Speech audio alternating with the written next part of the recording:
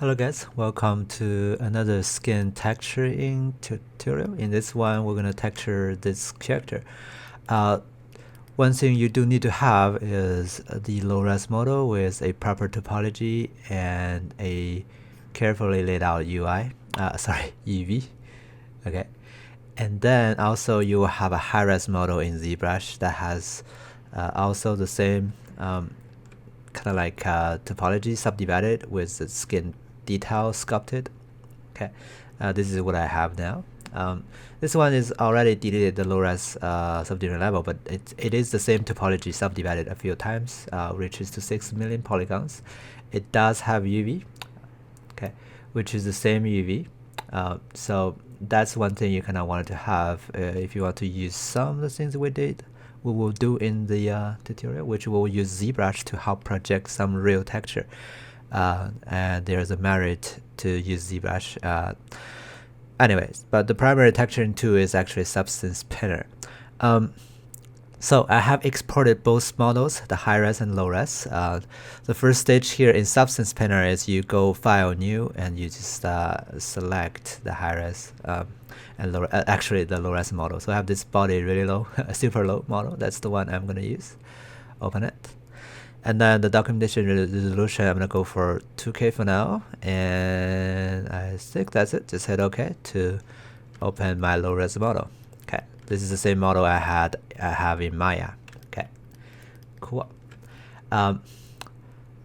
So here in the texture set settings, you can go start baking the map, and then the output size will be, something that that will be the size for your final package. So I'm gonna go for 4K for now. You can always downgrade it to 2K if you need to do that. Another thing you want to change is the anti-aliasing. Make sure that you have at least 2x2, 4x4, and is actually pretty good already. 8x8 is it's not that necessary because it's gonna take your rendering time to 8 times more than your current render time, or if not more. So it's really expensive to do that. So I'm gonna go for 2x2 for now. And what else? That should be it. Actually, go ahead and load the low-res model, the high-res model here. So body really high is gonna be the one I use. Cool. And then just hit bake. And that's gonna go through the process of baking all the maps. And this may take a little while, so I'm gonna pause the video until it is all finished.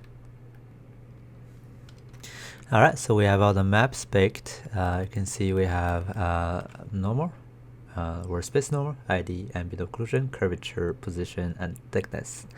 Okay, that's the basic model information that can be used for the texturing stage. So let me go to the layers. I'm gonna delete the layer I'm having here now because I don't need it. I'm gonna look for just the skin material. Close that and look for skin. We have a skin simple one, skin human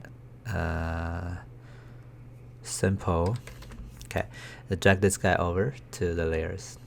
Okay, now this is a smart material. It's a group of different material layers. Okay, now a few things we can tweak. You can see we have really big pores. Okay, that's too big, right? So that's not realistic. So what we can do is here is we can change that part by looking for this particular layer called a surface skin. Okay, you take a look at it. Take a look at the properties down there.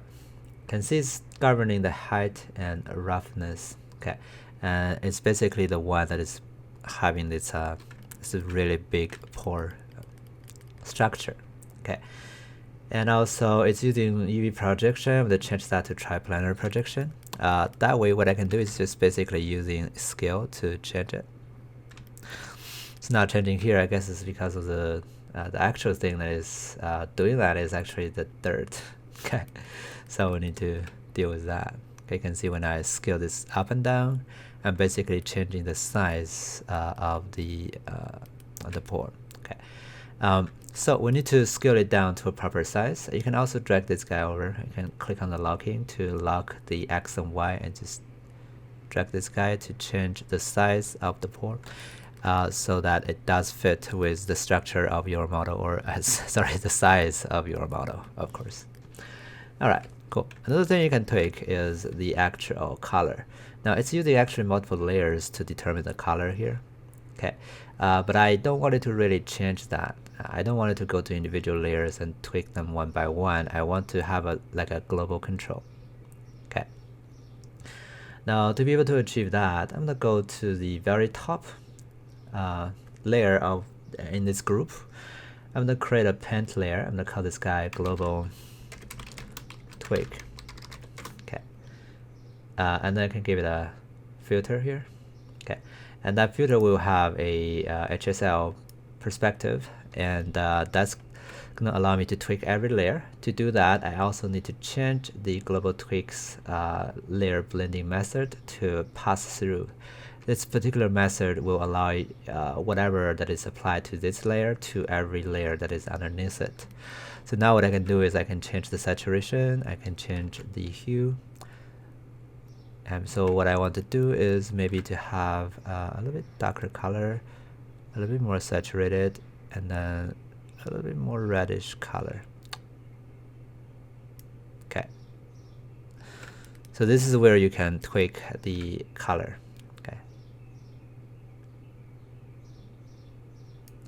Alright, just wanted to find out the proper color for my character. I think my character is having this quite dark skin tone, so I don't want it to be too bright at all. I can also hit C button to take a look at the actual color generated. And that's going to be easier to view what's going on. Okay, back to material. Alright, by hitting M button. Alright, so that's going to be the basic tweaking of this layer. Okay, I'm going to call this guy skin human simple. That should be fine actually. Let me just keep it there. Another thing I want to tweak is I want to give it more color variation. It does have some really cool stuff. For example, if you really go closer to different part of the face, you can see here, you see some veins. See, have some veins here. Okay, those are done inside of it. You have the vein layer.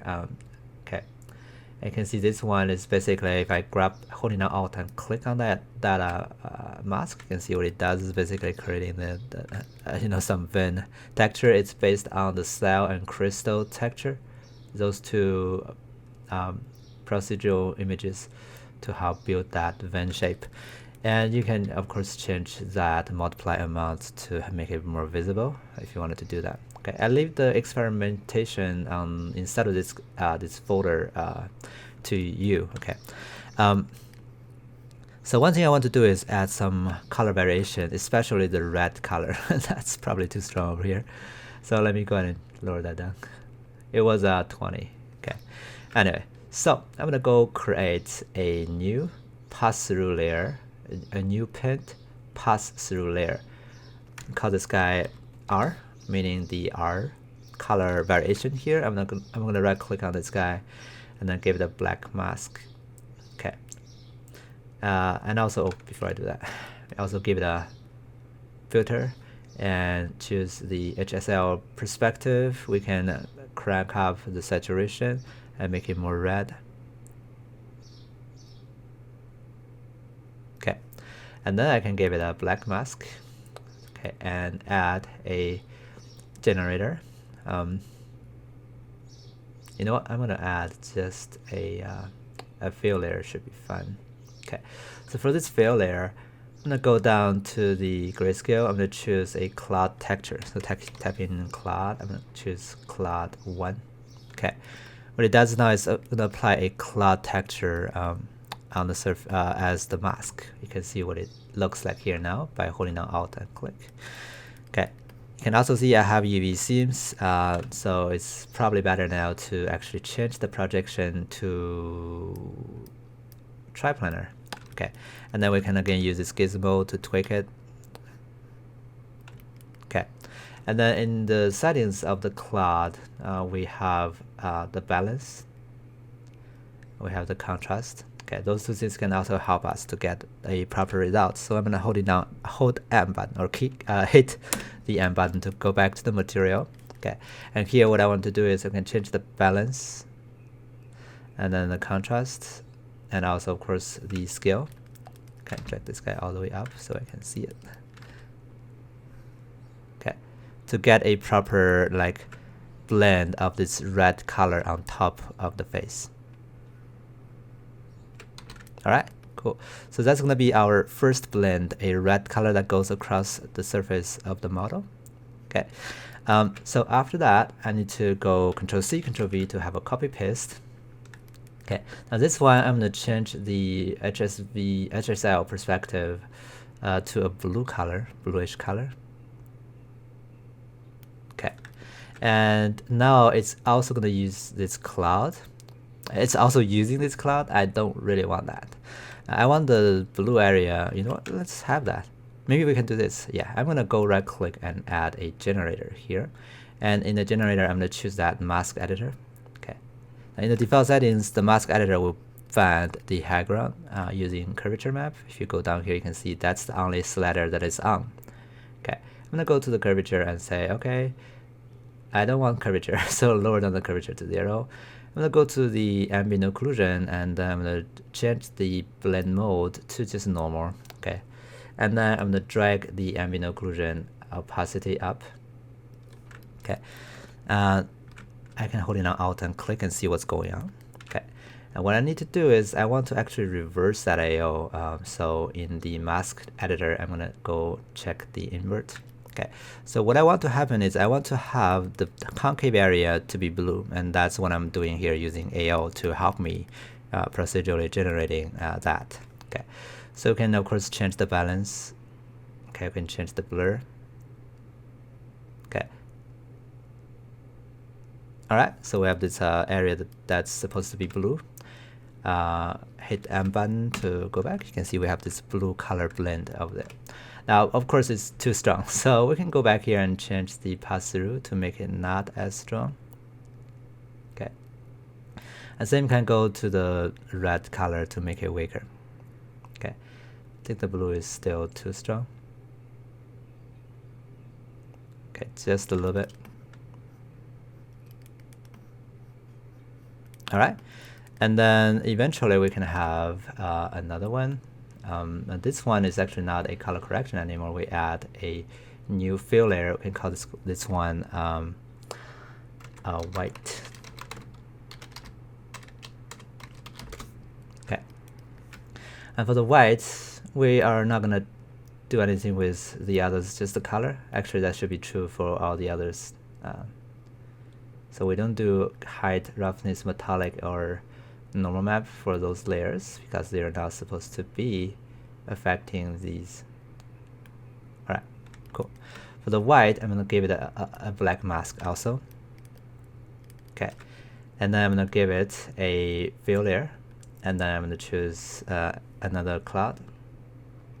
Okay, so I have this white blend on top of it, and we change that to triplanar projection. Okay. In the cloud, turn on the gizmo and then move it up. Can then scale this guy down.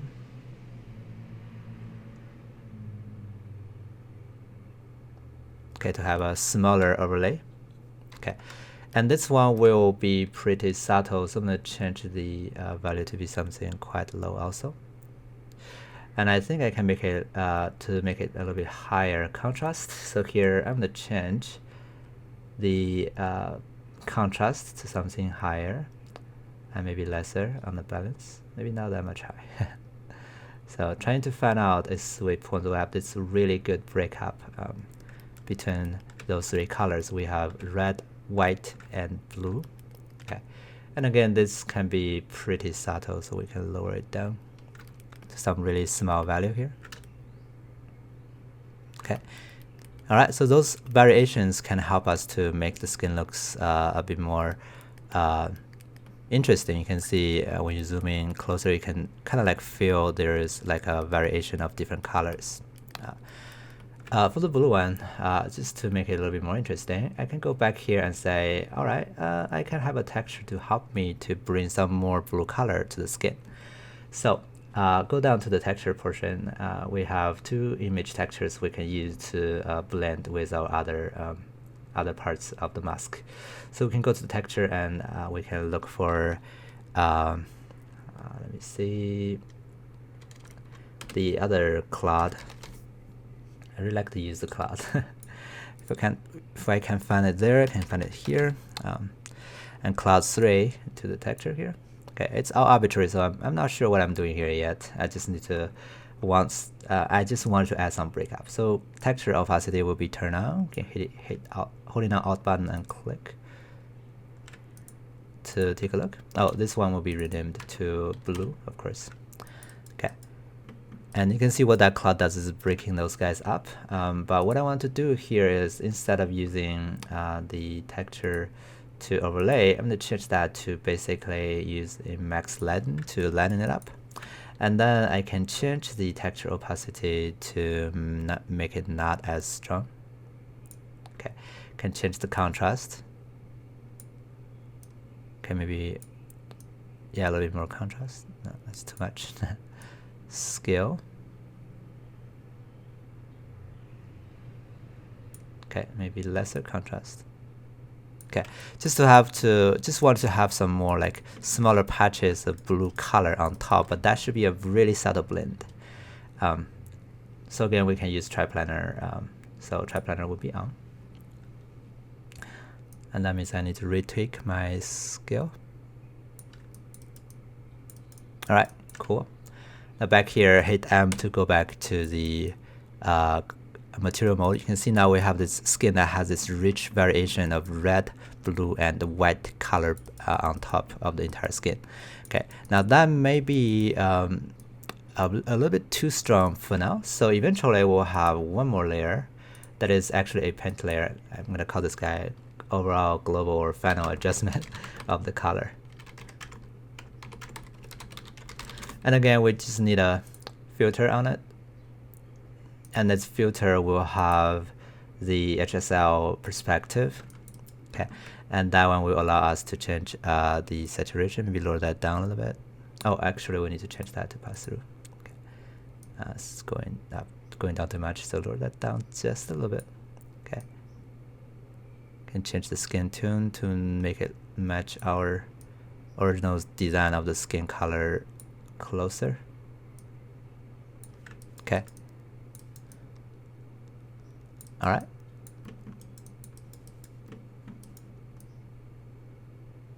Okay, maybe a little bit more red. So I'm gonna lower this down.